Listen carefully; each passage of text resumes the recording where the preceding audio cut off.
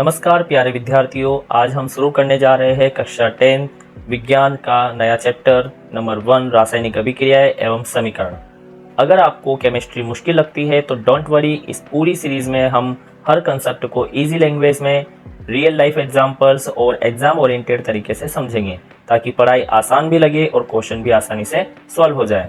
और अगर आपने अभी तक जीएम स्टडी हब को सब्सक्राइब नहीं किया है तो अभी सब्सक्राइब करें, बेल आइकन दबाएं और इस नई लर्निंग जर्नी का हिस्सा बन जाएं। तो बिना किसी देरी के आइए शुरू करते हैं चैप्टर फर्स्ट रासायनिक अभिक्रियाएं एवं समीकरण और जानते हैं कि आखिर केमिकल रिएक्शंस, केमिकल अभिक्रियाएं, रासायनिक अभिक्रियाएं हमारे डेली लाइफ में इतनी इंपॉर्टेंट क्यों हैं। अध्याय नंबर 1 रासायनिक अभिक्रियाएं एवं समीकरण। रासायनिक अभिक्रियाएं क्या होता है? रासायनिक अभिक्रियाएं परिभाषा समझते हैं। जब दो या दो से अधिक पदार्थ आपस में अभिक्रिया करके नया पदार्थ बनाते हैं जिनके गुण, संरचना, रासायनिक प्रकृति पहले वाले पदार्थों से भिन्न होती है, उसे क्या कहा जाता है? रासायनिक अभिक्रिया। तो रासायनिक अभिक्रिया किसे कहते हैं? कि जब दो या दो से अधिक प्रकार के पदार्थ आपस में क्रिया करके एक नया पदार्थ बनाते हैं और उसके गुण और रासायनिक प्रक्रिया, जो उसकी जो रासायनिक प्रकृति होती है वो बिल्कुल अलग होती है, उसे क्या कहा जाता है? रासायनिक अभिक्रिया। उदाहरण हम लेंगे यहाँ पर कि मैग्नीशियम को जब ऑक्सीजन के साथ में अभिक्रियाशील करवाया जाता है, अभिक्रिया करवाई जाती है, तो हमारे पास में क्या बनता है? मैग्नीशियम ऑक्साइड बनता है। इस प्रयोग को कहते हैं मैग्नीशियम का जलना। दूसरे नंबर का जो हमारा प्रयोग है वो है लोहे पर जंग लगना। जब आयरन को, जो लोहा होता है, लोहा को ऑक्सीजन के साथ में क्रिया करवाते हैं और जल के अणु के साथ में क्रिया करवाई जाती है तो यहाँ पर क्या बनता है?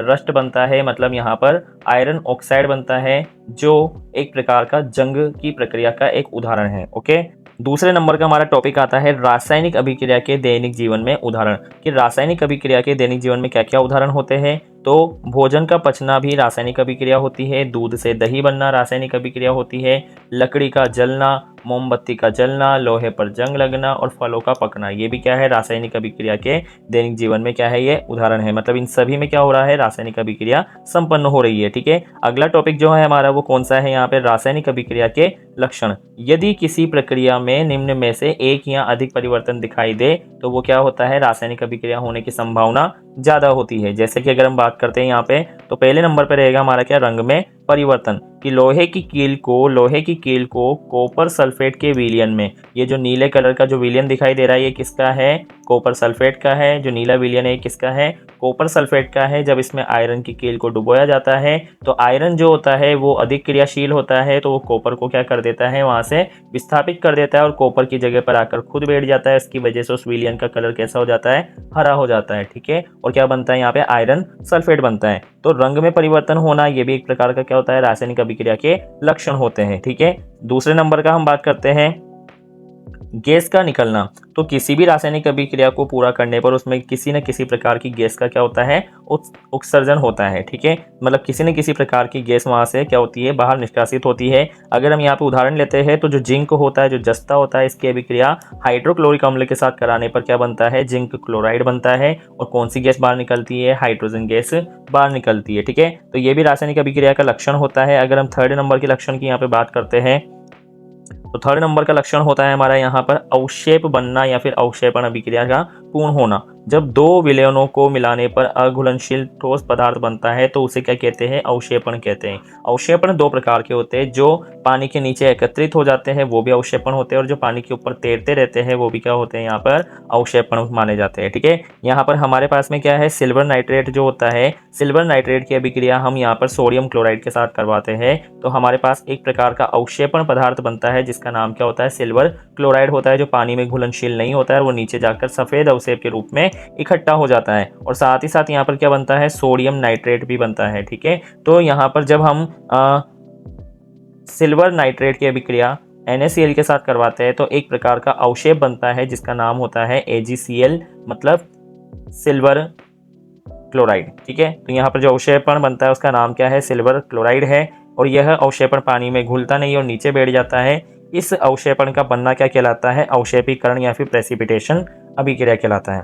इसके बाद में अगले नंबर का जो लक्षण आता है वो होता है ताप में परिवर्तन। ठीक है, ताप में परिवर्तन के आधार पर अभिक्रिया दो प्रकार की होती है। एक होती है ऊष्माक्षेपी और दूसरी होती है ऊष्माशोषी। ऊष्माक्षेपी अभिक्रिया वो होती है जिस अभिक्रिया में ऊष्मा का निष्कासन होता है या फिर ऊष्मा बाहर निकलती है। जब कैल्शियम ऑक्साइड की अभिक्रिया जल के साथ करवाई जाती है तो कैल्शियम हाइड्रोक्साइड बनता है, जिसका जो नेचर होता है वो कैसा होता है, बेसिक होता है, मतलब ये है क्या होता है, क्षारीय प्रकृति का होता है और इसमें से ऊर्जा बाहर निकलती है या ऊष्मा बाहर निकलती है, इसलिए इसको क्या कहा जाता है, ऊष्माक्षेपी अभिक्रिया कहा जाता है। ऊष्माशोषी अभिक्रिया जो होती है, जिस अभिक्रिया में ऊष्मा का अवशोषण होता है, मतलब ऊष्मा को क्या किया जाता है, अवशोषित किया जाता है। जब हम कैल्शियम कार्बोनेट की अभिक्रिया को या कैल्शियम कार्बोनेट को जब हम गर्म करते हैं तो गर्म करने पर क्या बनता है, कैल्शियम ऑक्साइड बनता है और कार्बन डाइऑक्साइड बनता है। यह ऊष्मा का क्या करता है, उत्सर्जन करता है, इसलिए इसको यह ऊष्मा का अवशोषण करता है। यह ऊष्मा का क्या करता है, यह ऊष्मा का अवशोषण करता है, इसलिए इसको क्या कहा जाता है, ऊष्मा शोषी अभिक्रिया कहा जाता है। ठीक है, तो ये भी एक प्रकार का लक्षण हो गया रासायनिक अभिक्रिया का। अगला जो लक्षण होता है वो है प्रकाश उत्पन्न करना। ठीक है, तो प्रकाश उत्पन्न करना, तो जब हम मैग्नीशियम की अभिक्रिया ऑक्सीजन के साथ करवाते हैं, मतलब मैग्नीशियम को जब हम जलाते हैं तो हमारे पास में मैग्नीशियम ऑक्साइड बनता है, बहुत चमकदार लाइट बाहर निकलती है, ऊर्जा के रूप में लाइट का प्रकाश जो होता है वो काफ़ी तेज और चमकदार बाहर निकलता है या फिर हमें दिखाई देता है। इसलिए इस प्रकार का जो लक्षण होता है ये प्रकाश उत्पन्न करना होता है। मतलब टोटल मिला के अगर हम बात करते हैं तो 5 लक्षण होते हैं जिनसे ये पता चलता है कि रासायनिक अभिक्रिया यहाँ पर संपन्न हुई है। कि मैग्नीशियम रिबन को जब जलाया जाता है तो सफ़ेद तेज प्रकाश के रूप में जलता है। तो महत्वपूर्ण बातें हमारी यहाँ पे क्या है कि रासायनिक अभिक्रिया में एक या अधिक पदार्थ बनते हैं। रासायनिक अभिक्रिया के जो लक्षण होते हैं वो हमेशा दिखाई देते हैं और इन लक्षणों के आधार पर हम कहते हैं कि रासायनिक अभिक्रिया की पहचान की जा सकती है कि हाँ, ये जो अभिक्रिया संपन्न हुई है ये कौन सी है, रासायनिक अभिक्रिया पूरी हुई है। ठीक है, तो ये हमारा ये पार्ट कंप्लीट हुआ है। आगे हम पढ़ते हैं मैग्नीशियम रिबन का दहन। मैग्नीशियम रिबन का दहन के लिए हम एक प्रयोग के द्वारा इसको समझते हैं कि सबसे पहले यहाँ पर आवश्यक सामग्री में मैग्नीशियम रिबन लेंगे, चिमटी लेंगे और बर्नर लेंगे। इसकी जो प्रक्रिया है, इसमें मैग्नीशियम रिबन को सैंड पेपर की मदद से साफ किया जाता है क्योंकि उसके ऊपर ऑक्साइड की एक परत चढ़ जाती है जो उसको आसानी से जलने नहीं देती। ठीक है, तो चिमटी से पकड़कर उसको जलाया जाएगा। उसके बाद में जलने के बाद में जो बनी राख होती है उसको देखते वो बिल्कुल सफ़ेद कलर की होती है। अवलोकन यहाँ पर क्या किया जाएगा कि तेज सफ़ेद प्रकाश उत्पन्न होता है और सफ़ेद रंग की राख बनती है जिसका नाम क्या है, मैग्नीशियम ऑक्साइड है। ठीक है, आगे हम यहाँ बात करते हैं, निष्कर्ष ये निकलता है कि यह एक रासायनिक अभिक्रिया है। ये कौन सी अभिक्रिया है, एक प्रकार की रासायनिक अभिक्रिया है। ठीक है, आगे हम बात करते हैं रासायनिक समीकरण के बारे में कि रासायनिक समीकरण क्या है। तो रासायनिक अभिक्रिया को, प्रतीकों और उसके सूत्रों के द्वारा संक्षेप में लिखना क्या कहलाता है, रासायनिक समीकरण कहलाता है। रासायनिक समीकरण में शब्द समीकरण और सूत्र समीकरण आता है। शब्द समीकरण में उसका शब्दों में उसका नाम लिखा जाता है, जैसे मैग्नीशियम की अभिक्रिया ऑक्सीजन के साथ कराने पर क्या बनता है, मैग्नीशियम ऑक्साइड बनता है। लेकिन अगर हम इसको सूत्र समीकरण में लिखेंगे तो हम इसको क्या लिखेंगे यहाँ पर कि जो रासायनिक समीकरण होती है उसको ही सूत्र समीकरण कहा जाता है। यहाँ पर हम मैग्नीशियम का फॉर्मूला लिखेंगे Mg प्लस ऑक्सीजन का फॉर्मूला लिखेंगे O2 और मैग्नीशियम ऑक्साइड का फॉर्मूला लिखेंगे MgO। ठीक है, आगे हम यहाँ पे बात करते हैं असंतुलित रासायनिक समीकरण। जिस समीकरण में दोनों ओर परमाणुओं की संख्या समान नहीं होती है वो होता है असंतुलित रासायनिक समीकरण। देखो यहाँ पर हाइड्रोजन 2 है, यहाँ पर भी हाइड्रोजन 2 है। ये हमारे पास क्रियाकारक होते हैं और एरो के बाद वाले उत्पाद होते हैं। क्रियाकारक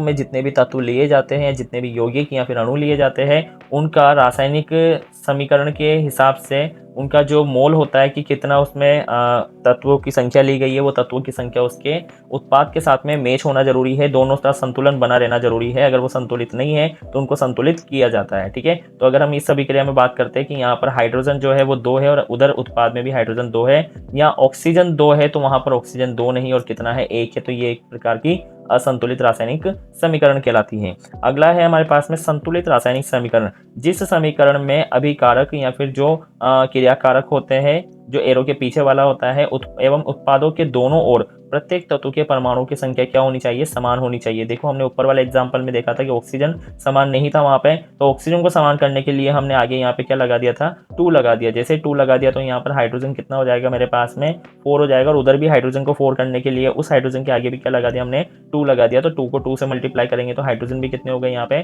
2 हो गए। और ऑक्सीजन में यहाँ पे कितने हो चुके हैं, ऑक्सीजन यहाँ पे 2 हो चुके हैं। ठीक है, तो इस तरीके से क्या किया जाता है, समीकरण को संतुलित किया जाता है। आगे हम बात करते हैं रासायनिक समीकरण को संतुलित करने की आवश्यकता क्यों है। तो देखो, पहला है द्रव्यमान संरक्षण का नियम है। ये कहता है कि क्रियाकारक और उत्पाद दोनों के जो परमाणुओं की संख्या है वो समान होना जरूरी है। ये द्रव्यमान संरक्षण का नियम होता है। दूसरा है कि अभिक्रिया सही रूप से प्रदर्शित की जाती है। और थर्ड नंबर का जो सबसे मेन कारण है कि अभिकारकों और उत्पादों को उत्पादों की अभिकारकों और उत्पादों की वास्तविक मात्रा ज्ञात हो जाती है कि कितनी मात्रा में उनको लिया गया है। ठीक है, 90 नंबर का जो हमारा अगला टॉपिक है वो ये कहता है कि द्रव्यमान संरक्षण नियम क्या है। तो द्रव्यमान संरक्षण नियम के बारे में एंटोनी लेवोशियर ने बताया था।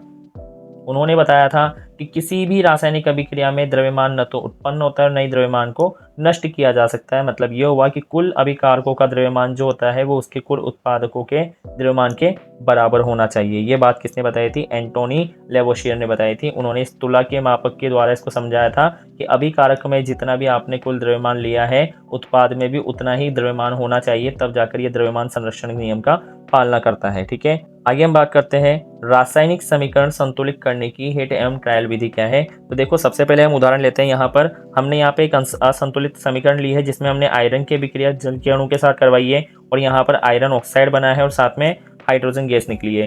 पहले स्टेप में हम क्या करेंगे कि आयरन को संतुलित करेंगे। तो संतुलित करने के लिए देखो, यहाँ पर आयरन कितना है, यहाँ पर आयरन 3 है, यहाँ पे आयरन कितना है 3 और वहां पर आयरन कितना है 1 है। तो सबसे पहले हमें आयरन को कितना करना है, यहाँ पे 3 करना है। आयरन को जैसे हम 3 कर देंगे तो यहाँ पर आयरन कितना हो जाएगा, 3 हो जाएगा। अब हम सेकंड स्टेप में ऑक्सीजन को संतुलित करेंगे। तो देखो, ऑक्सीजन वहां पर कितना है 4 है और यहाँ पर ऑक्सीजन कितना है, यहाँ पे 2 है। तो हम क्या करेंगे, आगे 4 लगा देंगे। आगे 4 लगाने से क्या होगा कि हाइड्रोजन मेरे पास कितना हो जाएगा, यहाँ पर 8 हो जाएगा और ऑक्सीजन मेरे पास कितना हो जाएगा, यहाँ पर ऑक्सीजन 4 हो जाएगा। ठीक है, उधर हाइड्रोजन को 4 करने के लिए हाइड्रोजन को 8 करने के लिए ही इस हाइड्रोजन के आगे क्या लगा देंगे, हम 4 लगा देंगे। तो हाइड्रोजन भी कितना हो जाएगा, यहाँ पर 8 हो जाएगा। इस तरीके से हम रासायनिक असंतुलित समीकरण को क्या कर सकते हैं, संतुलित कर सकते हैं। ठीक है, तो सभी को यहाँ तक समझ में आ चुका है। इसके आगे समझते हैं, हमारा अगला टॉपिक है यहाँ पे रासायनिक अभिक्रियाओं के प्रकार। ठीक है, तो रासायनिक अभिक्रियाओं के प्रकार में पहले नंबर पे आता है हमारा संयोजन अभिक्रिया। संयोजन अभिक्रिया क्या होती है कि जब 2 या 2 से अधिक प्रकार के पदार्थ मिलकर केवल एक नया पदार्थ बनाते हैं तो उसको क्या कहा जाता है, संयोजन अभिक्रिया कहा जाता है। ठीक है, तो उसे क्या कहा जाता है, संयोजन अभिक्रिया कहा जाता है। सामान्य समीकरण हम कहेंगे कि ए की अभिक्रिया बी के साथ कराने पर क्या बनता है, ए बी बनता है। उदाहरण लेंगे कि यहाँ पर मैग्नीशियम की अभिक्रिया ऑक्सीजन के साथ कराने पर क्या बनता है, मैग्नीशियम ऑक्साइड बनता है। कैल्शियम ऑक्साइड की अभिक्रिया जल के साथ कराने पर कैल्शियम हाइड्रोक्साइड बनता है और ऊर्जा बाहर निकलती है। ठीक है, दूसरे नंबर की हमारी अभिक्रिया है अपघटन अभिक्रिया। अपघटन अभिक्रिया में क्या होता है कि जब एक यौगिक टूटकर 2 या 2 से अधिक सरल पदार्थों में बदल जाता है तो उसे क्या कहा जाता है, अपघटन अभिक्रिया कहा जाता है। सामान्य समीकरण ये होगी यहाँ पर कि ए बी जब टूटेगा तो ए प्लस बी में टूटेगा। अपघटन अभिक्रिया 3 प्रकार से संपन्न होती है। पहली है उष्मीय अपघटन, सेकंड नंबर पे है विद्युत अपघटन और थर्ड नंबर पे प्रकाशीय अपघटन। उष्मीय अपघटन जो होता है उष्मा देने पर दो होने वाला अपघटन माना जाता है कि ऐसा अपघटन जिसमें उष्मा की आवश्यकता होती है। जैसे कैल्शियम कार्बोनेट से कैल्शियम ऑक्साइड और कार्बन डाइऑक्साइड बनाने के लिए क्या किया जाता है, उष्मा को दिया जाता है, मतलब कैल्शियम कार्बोनेट को गर्म किया जाता है।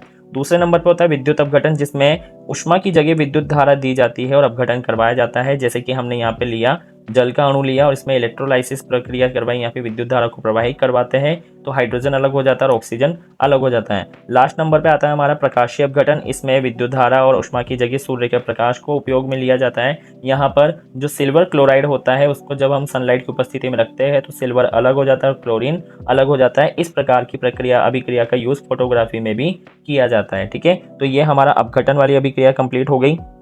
थर्ड नंबर का है हमारे पास में विस्थापन अभिक्रिया। विस्थापन अभिक्रिया क्या होती है कि जब अधिक क्रियाशील तत्व कम क्रियाशील तत्व को उसके यौगिक से हटाकर उसका स्थान ले लेता है तो उसे विस्थापन अभिक्रिया कहते हैं। अधिक क्रियाशील तत्व जो होता है वो कम क्रियाशील तत्व को उसकी जगह से हटा देता है। सामान्य समीकरण में हम कहेंगे कि A प्लस बी सी, तो ये क्या करेगा, A जो रहेगा वो क्या करेगा कि B को वहां से हटा देगा और B की जगह आकर खुद बैठ जाएगा और C के साथ क्रिया कर लेगा तो बनाएगा AC और B को अलग कर देगा। ठीक है, विशेषता है अगर हम इसका उदाहरण देखते हैं तो उदाहरण देखेंगे तो यहाँ पर क्या हो जाएगा, उदाहरण के लिए यहाँ पे आयरन है, आयरन अभिक्रिया करता है कॉपर सल्फेट के साथ में। आयरन ज्यादा क्रियाशील होता है इसलिए कॉपर को हटा देता है या फिर उसको विस्थापित कर देता है और उसकी जगह पर आकर खुद बैठ जाता है। विशेषताएं क्या है कि अधिक क्रियाशील धातु कम क्रियाशील धातु को विस्थापित कर देता है और विलयन का रंग बदल सकता है और धातु अवशेप बन सकता है। ठीक है, तो ये हमारा यहाँ पे कंप्लीट हुआ।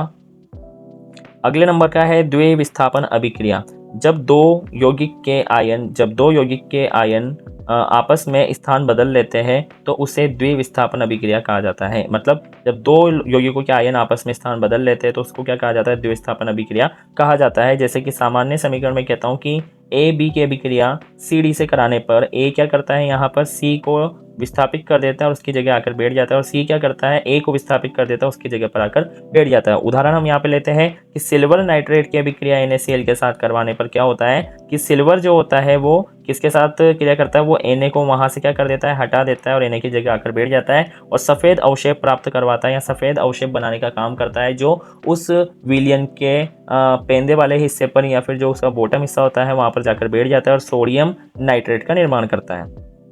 विशेषताएं, इस अभिक्रिया में प्राय अवशेप गैस या जल बनने का होता है, मतलब यहाँ पर या तो गैस बनेगी या फिर यहाँ पे जल बनने के जो अवशेप होता है वो इसके रूप में बन सकता है। यदि कोई अवशेप बनता है तो उसे अवशेपण अभिक्रिया भी कहते हैं। ठीक है, तो ये हमारा यहाँ पे कंप्लीट हो चुका है। उसके बाद में ऑक्सीकरण एवं अपचयन अभिक्रिया। ऑक्सीकरण में क्या होता है कि ऑक्सीकरण वह प्रक्रिया है जिसमें ऑक्सीजन जुड़ता है और हाइड्रोजन हटता है। ठीक है, तो ऑक्सीजन का जुड़ना और हाइड्रोजन का हटना क्या कहलाता है, ऑक्सीकरण कहलाता है। उदाहरण हम यहाँ पे लेंगे कि कॉपर जब ऑक्सीजन के साथ क्रिया करता है तो कॉपर ऑक्साइड बनाता है। यहाँ कॉपर का क्या हुआ है, ऑक्सीकरण हुआ है। मतलब हम कहेंगे कि ऑक्सीकरण का मतलब होता है ऑक्सीजन का जुड़ना और हाइड्रोजन का निकलना। अपचयन में क्या होता है कि अपचयन वह प्रक्रिया है जिसमें ऑक्सीजन हटती है और हाइड्रोजन जुड़ती है। मतलब CuO जो है यहाँ पर कॉपर ऑक्साइड है वो हाइड्रोजन के साथ क्रिया करके Cu अलग कर देता है और वाटर को अलग कर देता है। यहाँ पे CuO का क्या हुआ है, अपचयन हुआ है। ठीक है, आगे हम बात करते हैं रेडॉक्स अभिक्रिया। रेडॉक्स अभिक्रिया जो होता है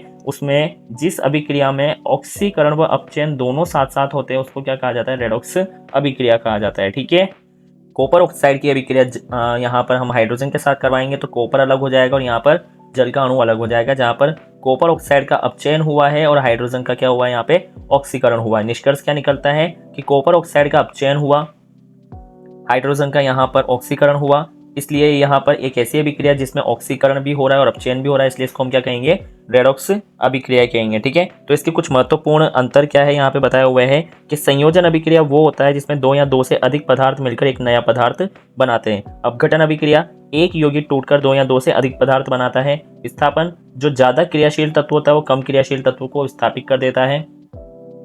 द्विविस्थापन अभिक्रिया, दो यौगिक के आयन आपस में स्थान बदल लेते हैं। और ऑक्सीकरण में ऑक्सीजन का जुड़ना और हाइड्रोजन का निकलना होता है और अपचयन में ऑक्सीजन का हटना और हाइड्रोजन का जुड़ना होता है। ठीक है, तो ये हमारा यहाँ पे कंप्लीट हो चुका है। आगे हम बात करते हैं यहाँ पे हमारा अगला टॉपिक है संक्षारण, विकृत गंधिता आदि। ठीक है, तो यहाँ पर हम संक्षारण के बारे में बात करते हैं। संक्षारण क्या है कि जब धातुएं वायु में उपस्थित ऑक्सीजन, नमी व अन्य रासायनिक पदार्थों के प्रभाव से धीरे धीरे नष्ट होने लगती है तो इसे क्या कहा जाता है, संक्षारण कहा जाता है। उदाहरण लेते हैं, लोहे पर जंग लगना। आयरन जो होता है ऑक्सीजन और जल के साथ क्रिया करके एक लाल भूरे रंग की परत बना लेता है जिसको क्या कहा जाता है, जंग कहा जाता है, मतलब आयरन ऑक्साइड कहा जाता है। ठीक है, सेकंड नंबर का होता है हमारे यहाँ पे उदाहरण दे रखा है कि चांदी का काला पड़ना। जब चांदी मतलब जो सिल्वर होता है इसकी अभिक्रिया हाइड्रोजन सल्फाइड के साथ करवाई जाती है तो यहाँ पर सिल्वर सल्फाइड बन जाता है और साथ में हाइड्रोजन गैस बाहर निकलती है। ये सिल्वर सल्फाइड जो होता है वो काले रंग की परत के साथ बनता है। इसकी वजह से जो चांदी होती है वो जल्दी काली पड़ना प्रारंभ हो जाती है। उसके बाद में थर्ड नंबर का रहेगा तांबे का हरा पड़ना। कॉपर जो होता है उसकी अभिक्रिया जल के साथ में कार्बन डाइऑक्साइड और ऑक्सीजन के साथ में जब करवाई जाती है तो कॉपर कार्बोनेट बनता है और यह हरे रंग की परत बनाने का काम करता है। कॉपर कार्बोनेट और कॉपर हाइड्रोक्साइड का मिश्रण बनता है जो एक प्रकार से हरे रंग की परत होती है जिससे तांबे का हरा पड़ना प्रारंभ हो जाता है। ठीक है, तो संक्षारण से होने वाली हानियां क्या है कि धातुएं धीरे धीरे कमजोर हो जाती है, मशीनों की आयु कम हो जाती है क्योंकि ज्यादातर मशीनें जो होती है वो धातुओं से मिलकर बनी होती है, पुल, भवन और पाइपलाइन क्षतिग्रस्त हो जाते हैं और आर्थिक नुकसान भी भुगतना पड़ सकता है। ठीक है, उसके बाद में अगर हम बात करते हैं तो संक्षारण से बचाव के उपाय, कैसे हम संक्षारण से बच सकते हैं। तो संक्षारण से बचने के लिए पेंट करना, ग्रीस या तेल लगाना, गैल्वेनाइजेशन करना मतलब एक मेटल पर या एक धातु पर दूसरे धातु की परत चढ़ाना, क्रोमियम निकल की परत चढ़ाना जिसको इलेक्ट्रोप्लेटिंग कहा जाता है, या फिर मिश्र धातु बनाना, अलॉय बनाना। ठीक है, तो इससे आप संक्षारण से बच सकते हैं। अगला टॉपिक है हमारा विकृत गंधिता। क्या होता है विकृत गंधिता कि जब तेल या वसा लंबे समय तक वायु के संपर्क में रहने से ऑक्सीकरण होकर खराब हो जाते हैं और उनमें से दुर्गंध, स्वाद में परिवर्तन आने लग जाता है। इस प्रकार की रासायनिक अभिक्रिया को विकृत गंधिता कहते हैं। उदाहरण, खुले पैकेट के चिप्स, उनके अंदर बदबू आना स्टार्ट हो जाती है, मतलब उसमें विकृत गंधिता हो चुकी है। बासी घी, पुराना मक्खन, लंबे समय तक रखा हुआ तेल, इसमें भी क्या हो जाता है, विकृत गंधिता हो जाती है। विकृत गंधिता से बचाव कैसे करेंगे कि वायुरोधी डिब्बों में इसको बंद करके रखें, रेफ्रिजरेटर में रखें, या फिर एंटीऑक्सीडेंट जो होता है BHA BHT आदि मिलाकर रखें, या नाइट्रोजन गैस भरकर पैकिंग की जाती है तो उससे विकृत गंधिता नहीं होती है। ठीक है, उसके बाद में इसमें कुछ समीकरणें दी हुई है, ये समीकरणें आपको सोल्व करनी है, इनको आपको संतुलित करना है। ये आपको कुछ समीकरण दी हुई है, ये सभी समीकरणें बहुत इंपॉर्टेंट है जो एग्जाम में इससे रिलेटेड क्वेश्चन आया है। उसके अलावा यहाँ पर बोर्ड परीक्षा के महत्वपूर्ण प्रश्न दिए गए हैं। संक्षारण क्या है, विकृत गंधिता क्या है, जंग का रासायनिक सूत्र लिखिए, गैल्वेनाइजेशन क्या है, रेडॉक्स अभिक्रिया किसे कहते हैं, लघु उत्तरीय प्रश्न भी यहाँ पे दिए हुए हैं। संक्षारण से बचाव के उपाय लिखिए, विकृत गंधिता से बचाव के उपाय लिखिए, लोहे पर जंग कैसे लगता है, ऑक्सीकरण व अपचयन में अंतर लिखिए। दीर्घ लघुत्रात्मक या दीर्घ उत्तरीय प्रश्न दिए हुए हैं कि रासायनिक अभिक्रियाओं के प्रकार उदाहरण सहित समझाइए, संक्षारण व विकृत गंधिता में अंतर लिखिए, रेडॉक्स अभिक्रिया के उदाहरण सहित समझाइए। ठीक है, तो ये सारे के सारे जो यहाँ पे टॉपिक दिए हुए हैं जिनमें परीक्षा के लिए क्विक रिवीजन दिया हुआ है अलग से, इन सभी को आपको पढ़ना है। अगर किसी भी प्रकार की आपको समस्या आती है तो आपको कमेंट करना है और मैं उस कमेंट के बेसिस पर आपको आपके जो डाउट है उनको सॉल्व करने की पूरी कोशिश करूंगा। ठीक है,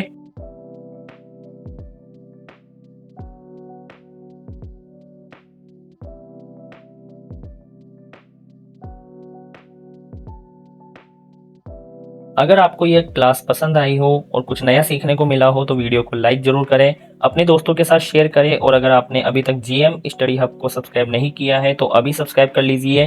साथ ही बेल आइकन भी दबा दें ताकि कक्षा 10 विज्ञान की पूरी सीरीज की हर नई वीडियो सबसे पहले आप तक पहुंचे। और याद रखिए, हमारा पुराना चैनल रुद्राक्ष क्लासेस GTC केवल टेक्निकल इशू की वजह से प्रभावित है, इसलिए उसे अनसब्सक्राइब बिल्कुल मत कीजिए।